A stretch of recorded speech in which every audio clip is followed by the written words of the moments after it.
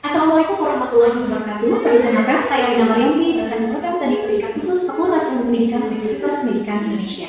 Banyak karya tulis ilmiah yang telah dipublikasikan selama saya menjadi dosen jukti dan berbagai karya serta aktivitas yang mendukung realisasi nyata dalam perguruan tinggi. Selama mengajar di program pendidikan khusus, saya telah mengambil beberapa mata kuliah di antaranya pendidikan khusus. Pada kesempatan ini, saya akan melakukan kegiatan pembelajaran guna memenuhi persyaratan sertifikasi dosen tahun 2025.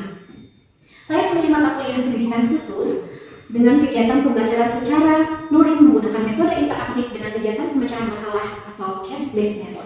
Seorang calon guru pendidikan khusus harus mampu menguasai konsep-konsep dasar ilmu dan teori pendidikan khusus secara komprehensif, salah satunya dari mata kuliah ini. Mata kuliah pendidikan khusus merupakan mata kuliah inti program studi dengan kode mata kuliah KH11. Mata kuliah ini diberikan pada semester 1 dengan bobot 4 SKS pada kurikulum terbaru. Pembelajaran pada mata kuliah ini menekankan pada kolaborasi partisipasi mahasiswa melalui kegiatan pemecahan masalah atau case-based method project-based learning sesuai dengan konteks pendidikan khusus. Kegiatan perkuliahan dilaksanakan secara luring atau tatap muka di kelas dan blended learning dengan memanfaatkan sistem pembelajaran online terpadu atau SPOT Universitas Pendidikan Indonesia.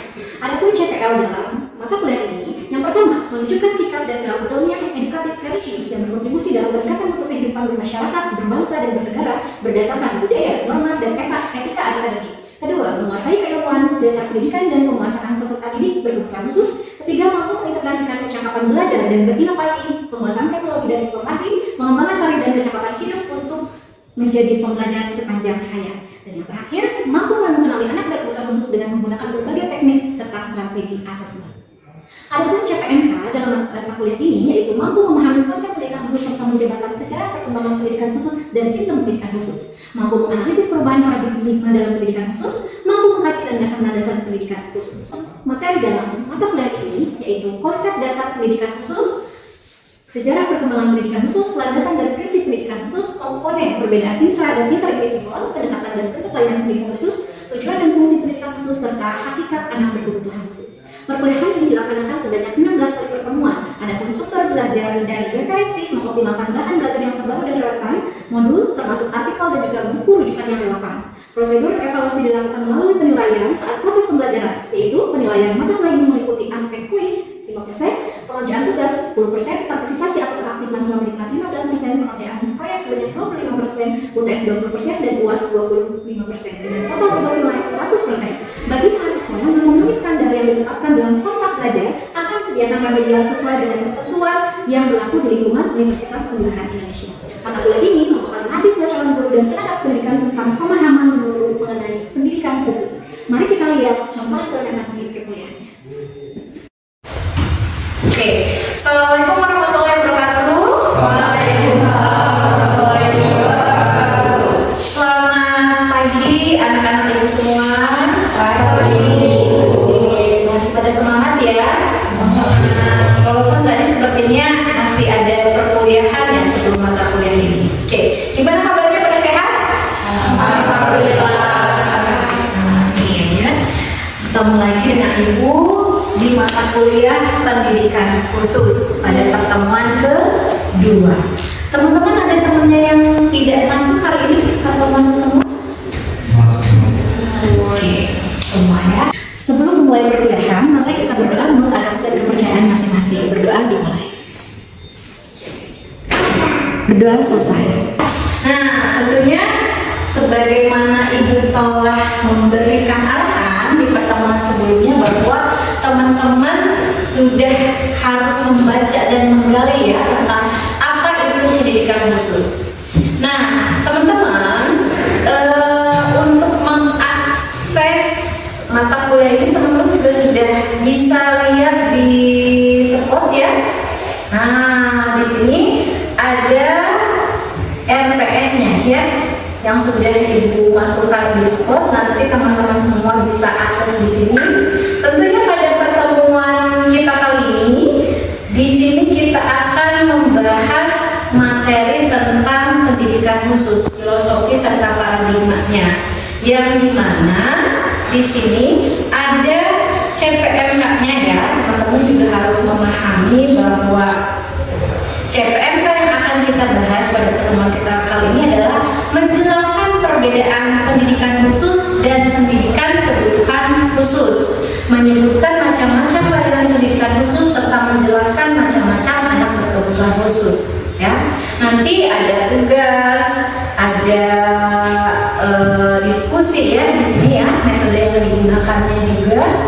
teman-teman. Di sini ada penugasan, dan ada diskusi, dan nanti mungkin kita ada sedikit kuis-kuis ya di sini Pak. Nah teman-teman, ketika teman-teman nanti membahas pembahasan ingin mengetahui materi-materi yang Ibu sudah sisihkan di link-link spot ya, jadi teman-teman semua bisa mengakses itu. Oke. Adapun sub CPMK-nya itu menjelaskan tentang dasar pemikiran urgensi apa sih itu pendidikan khusus. Karena mata kuliah ini adalah mata kuliah wajib ya yang diaku. Makanya di semester awal ini teman-teman diberikan mata kuliah pendidikan khusus sebagai fondasi ya, sebagai mata kuliah prasyarat yang jumlahnya itu 3 Oke, semangat kan? Tetap harus semangat ya di sini. Di minggu pertemuan kemarin kita sudah membahas tentang apa sih? Tentang pengertian. Oke, Fitri, maka silakan. Tentang pengertian pendidikan khusus. Pengertian pendidikan khusus. Oke, apa sih yang dimaksud dengan pendidikan khusus, Fitri? Pendidikan khusus itu merupakan suatu ilmu yang berkecimpung dan membahas suatu konsep maupun konteks yang berkaitan dengan anak berkebutuhan khusus dan juga pendidikan inklusif. Oke, terima kasih ya, Masya Allah. Pasti udah banyak nih artikel-artikel dan juga buku-buku yang sudah dibaca oleh Fitri dan teman-teman yang di sana. Tenang, masih ada beberapa pertanyaan yang lainnya. Ada teman-teman yang mau mengungkapkan lagi? Ya, tadi sangat jelas sebetulnya ya yang dikemukakan oleh Fitri tentang apa itu pendidikan khusus. Oke, kita bahas ya. Kelihatan ini CPMK-nya yang nanti akan kita ini. Nah, teman-teman, pada pertemuan kita kali ini kita akan membahas tentang konsep pendidikan khusus. Nah, di sini dari pendidikan khusus kita akan mengetahui bahwa apa itu layanan pendidikan khusus, tentunya kapasitas anak berkebutuhan khusus, ruang lingkup pendidikan khusus, serta istilah dalam pendidikan khusus itu seperti apa. Ada model medis dan juga model sosial. Ya. Tadi ketika Fitri mengemukakan bahwa pendidikan khusus adalah sebuah ilmu yang membahas tentang sesuatu hal yang berkaitan dengan anak berkebutuhan khusus atau keterbatasan atau disabilitas dan juga berkaitan dengan pendidikan inklusif. Nah, di sini Ibu akan menjelaskan tentang udah tadi ya. Sih kekhususan anak ya. Akan menjelaskan filosofi tentang apa itu special education dan special need education. Teman-teman dulu pernah dengar nggak kata PLB? PLB itu singkatan dari apa? Oke, pendidikan luar biasa. Kalau PKH? Pendidikan khusus. Nah, masih bingung mungkin ya? Kenapa sih Bu rubah nama gitu ya? Kalau misalnya dalam istilah Sundanya udah nggak berbodas ya, gitu ya. Namanya kenapa jadi berubah? Nah, teman-teman sebagai ahli nanti ya, insya Allah menjadi ahli lulusan di bidang pendidikan khusus, teman-teman dalam tujuan mata kuliah ini harus mengetahui apa itu perbedaan perubahan paradigma dari pendidikan khusus menjadi pendidikan kebutuhan khusus atau dari model medis menjadi model sosial ya. Jadi sebetulnya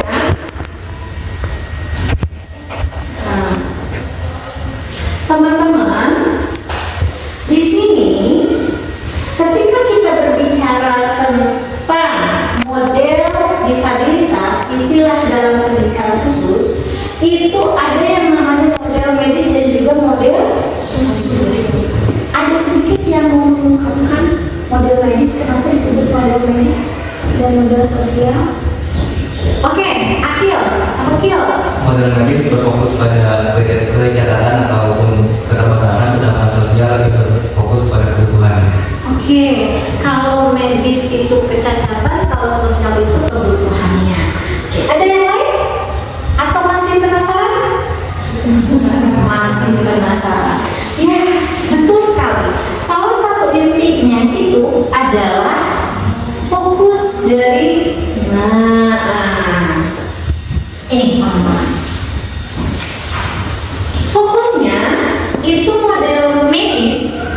Sama halnya yang ditemukan oleh tadi Akil ya, bahwa melihat penyandang disabilitas, kenapa pun di sini kita membuat disabilitas? Karena tadi ketika kita berbicara pendidikan khusus yang dikemukakan oleh Fitri, pertemuan selanjutnya kita membahas tentang kekhususan atau kebutuhan khusus pada anak-anak, khususnya anak berkebutuhan khusus atau anak disabilitas ya, yang sering kita dengar itu. Nah, penyandang disabilitas sebagai sumber masalah dan harus menyesuaikan pada sistem lingkungan, gitu ya. Sementara di model sosial, lingkungan yang menjadi sumber masalah dan harus menyesuaikan kepada penyandang disabilitas. Pada konteksnya di sini bahwa model medis menekankan permasalahan itu ada dalam ketidakmampuannya, ya, melihat kepada kecacatannya, kasarnya, atau pada permasalahannya. Tetapi model sosial itu melihat kepada kebutuhan, ya. Nah, sehingga pada model medis ini sejarahnya ya teman-teman ya, bahwa citra negatif pada anak berkebutuhan khusus itu bahwa mereka itu anak yang apa nih? Tidak berdaya, kasihan. Apalagi Nawal? Cacat, tidak mampu gitu ya, sehingga citra negatif yang menempel ya. Penyandang disabilitas juga sebagai sumber masalah dianggapnya pada model medis, karena ketika ada anak disabilitas, masalah gimana ya, dia tidak bisa mengikuti proses pembelajaran. Contohnya misalnya ketika ada mahasiswa atau ada siswa tunanetra, dia nggak bisa mengikuti pembelajaran ketika misalnya guru itu menggunakan media visual. Dianggapnya itu sebagai sumber masalah. Nah, lain halnya nanti kita akan bahas di model media. Nah, pada model medis nih teman-teman, ada namanya sekolah. Sekolahnya itu berdasarkan jenis disabilitas. Jadi, nah, ada sekolahnya itu terpisah, namanya SLB. Ini misalnya sekolah reguler ya, sekolah reguler. Nah, sehingga siswa disabilitas itu bersekolah sesuai dengan jenisnya. Mungkin ada yang menyampaikan jenis-jenis disabilitas itu ada siapa aja? Anak berkebutuhan khusus. Ada tunanetra. Oke, ada tunanetra.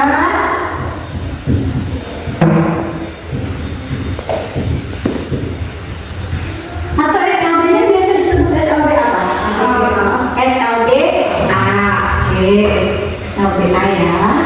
Apa? Ya. Oke, terima kasih sekali ya.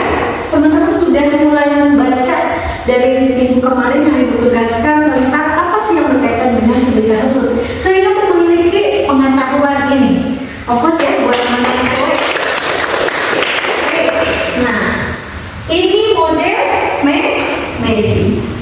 Sekarang bagaimana Bu di model sosial? Di model sosial, lingkungan sebagai sumber masalah. Why? Kenapa? Karena contoh kita yang tunadaksa aja deh. Ada anak yang spesifik ya, tunadaksa itu mau akses masuk ke kelas ini, ke gedung P. Dia pakai kursi roda. Ya. Kalau di gedung P ini tidak ada apa namanya? RAM. Itu kira-kira lingkungan jadi masalah nggak? Masalah. Penyandang disabilitas sebagai bagian dari lingkungan. Kalau model sosial berpikirnya seperti ini, setiap anak memiliki memperoleh pendidikan yang sama. Berarti turun tuh ke yang ketiga. Coba kita baca apa? Lingkungan beradaptasi dengan individu. Lingkungan beradaptasi dengan individu. Nah, kesetaraan merupakan aspek fundamental. Jadi setiap anak memiliki hak yang sama.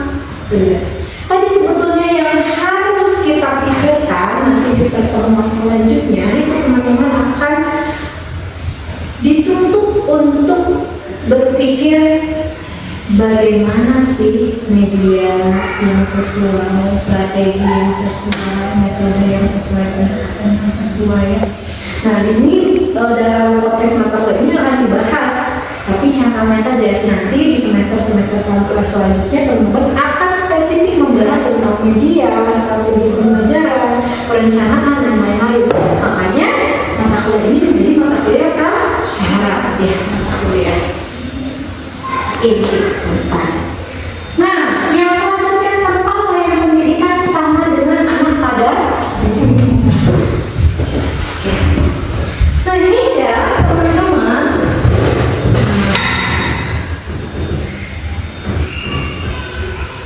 kalau sama dengan anak pada umumnya jadinya gimana aku? Ada yang tahu sistem pendidikan apa? Oke, silakan. Sistem pendidikan apa? Inklusi. Oke, Miss. Apa? Inklusi. Oke, Akhil. Ada lagi? Dika sama? Sama inklusi. Oke, inklusi. Nah, pendidikan inklusi ini merupakan irisan. Ya. Jadi istilahnya anak berkebutuhan khusus boleh sekolah di EKU.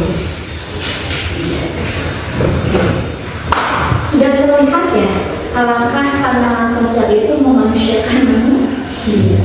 Jadi teman-teman intinya, nah,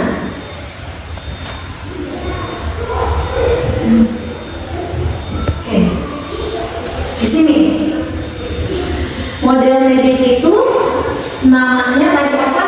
Boleh mungkin satu orang untuk menjelaskan? Ya, boleh berapa?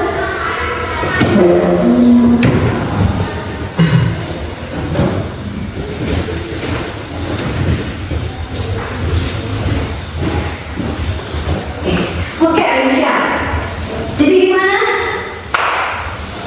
Jadi PLB itu singkatan dari pendidikan luar biasa, dan PLB itu lebih berfokus pada medis. Ya, pada medis. Terus di sini sistemnya apa? Diagnostik. Diagnostik sama untuk apa? Untuk sementara kalau model sosial itu apa? Model sosial itu biasanya ada di pendidikan khusus yang berfokus pada jurnalistik, kemudian dilakukannya melalui asesmen, kemudian disesuaikan dengan kebutuhan dan hambatan belajar dari siswa. Oke, terima kasih. Hadiahnya nanti di setelah kelas ini ya, ada rewardnya. Ada tiket. Oke, nah teman-teman bisa dilihat di sini. Oke, kelihatan semua? Bahwa ketika kita pada pandangan model medis itu PLD disebut pendidikan luar biasa. Berfokusnya itu kepada ketidakmampuan, kecacatan. Sehingga kalau medis kan kalau misalnya kita sakit perut, ya suka di apa? Sakit perutnya itu coba maka atau disentrika atau kelaparan lapar ya, makan ya, atau misalnya masalah usus kan sedang didiagnosis dan memunculkan sebuah label tadi didiagnosis. Oh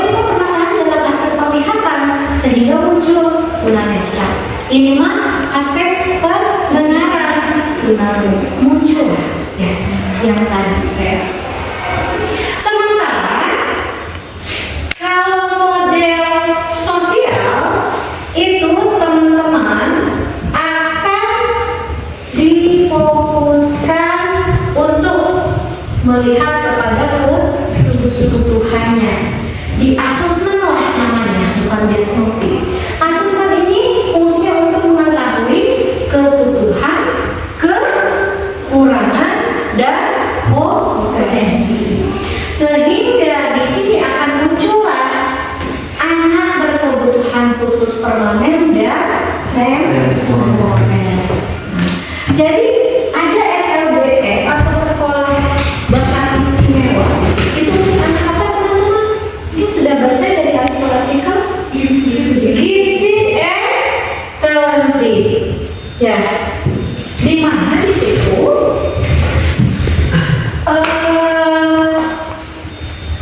kenapa sampai masuk? Karena model sosial anak gifted itu membutuhkan apa coba?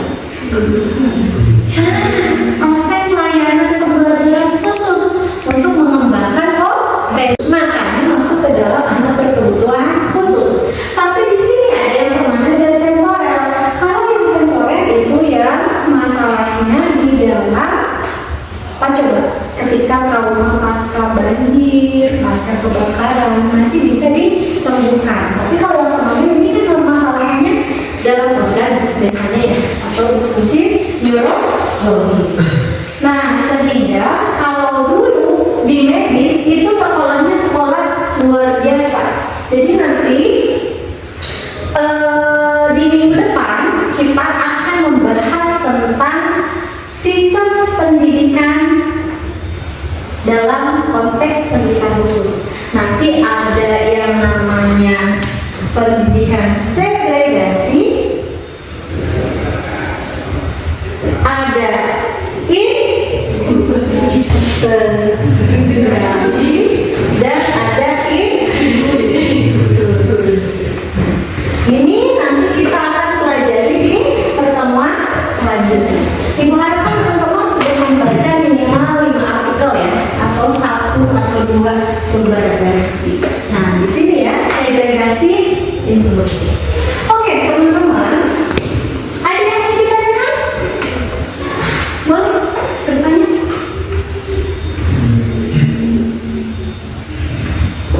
Oke, boleh? Ada yang bertanya? Namanya Najwa ya, mohon maaf, aku agak sedikit. Najwa, ada yang ingin ditanyakan silakan? Saya pernah dengar ada anak dengan spektrum autistik. Kalau itu masuknya ke SLB apa ya? Oke, terima kasih. Terima kasih atas pertanyaannya ya, Najwa. Oke, ada yang mau menjawab teman-teman? Boleh? Mungkin masuk ke C. Oke, siapa yang terakhir ya? Masuk ke SLB C mungkin ya. Oke, terima kasih. Ada yang berkenalan sama? Oke. Nah, teman-teman, dari macam-macam anak berkebutuhan khusus, nah ini kayak ya sebetulnya. Di sini teman-teman itu ada yang namanya anak dengan gangguan autis, ada berbakat. Nah teman-teman ingat anak ADHD, hiperaktif, krisis. Terus ada lagi anak slow dan lain sebagainya. Dulu itu ketika dalam DSM kalau autis itu kan anak memiliki hambatan komunikasi dan interaksi gitu ya, serta masalah dalam lingkungan sosial. Nah, ketika kita berbicara tentang anak autis itu, menurut intelijensinya ada yang high function dan ada low function. Jadi ada yang di atas rata-rata sama di bawah rata-rata. Ketika di bawah rata-rata IQ-nya itu biasanya memang dimasukkan ke SKB C. Tapi dengan sistem pendidikan sekarang yaitu inklusi, nah jadi sebetulnya anak autis bisa sekolah dimanapun. Tapi kebanyakan dulu ya sebelum berubah pengetahuannya dan ada aturannya, kebanyakan anak autis itu dimasukkan ke SKB C. Kecuali yang udah ada mungkin ya, yang misalnya ternyata ada autisnya biasanya kan masuknya ke SLBA-nya dulu, tapi dengan berbagai masalah. Oke. Terima kasih. Ada yang ditanyakan lagi atau cukup? Akhirnya nanti pertemuan selanjutnya kita akan membahas tentang sistem pendidikan dalam pendidikan. Teman-teman, nanti boleh nggak ya setelah perkuliahan ini teman-teman mengakses, ini adalah link untuk tugas teman-teman dan juga untuk materi, dan juga sebetulnya bisa dikirim di spot. Untuk tugas pertemuan kita kali ini, nanti ini pengisiannya akan ada batas waktu sampai pukul 23 ya. Oke, udah silakan. Nah,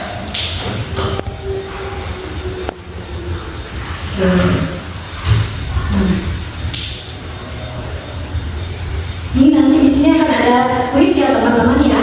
Oke, bisa profesor ini hanya 1 kali. Ketika teman-teman login itu ada batas waktu hanya 10 menit. Oke. Pada pertemuan kita kali ini ada yang bisa menyimpulkan teman-teman mengungkapkan sudah belajar tentang apa aja?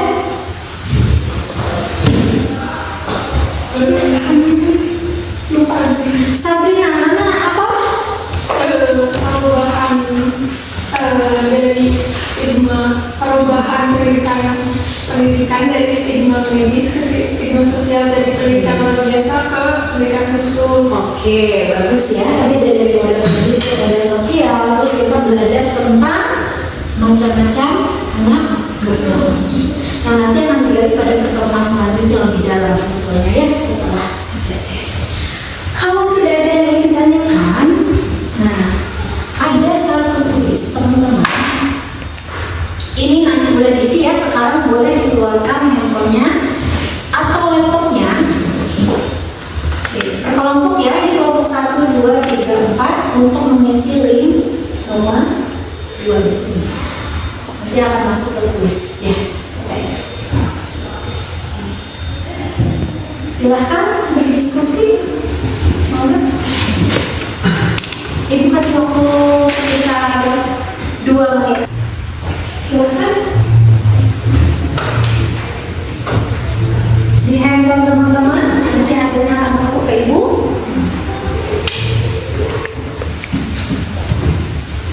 Oke ya. Diskusi kelompok 1, 2, 3, 4 ada.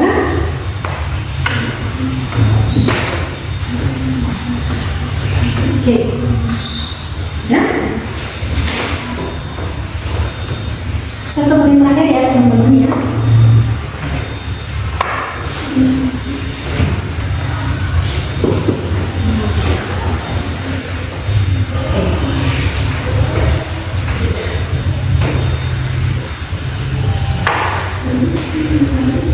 Oke, ini udah ada beberapa ibu close dulu ya. Beberapa yang sudah masuk. Nah, ini gak akan tanya di sini ya. Ada beberapa yang sudah masuk. Oke, terima kasih semua kelompok sudah masuk. Oke, baik, untuk akhir perkuliahan ibu cukupkan sampai sekian. Jika tidak ada yang ingin ditanyakan,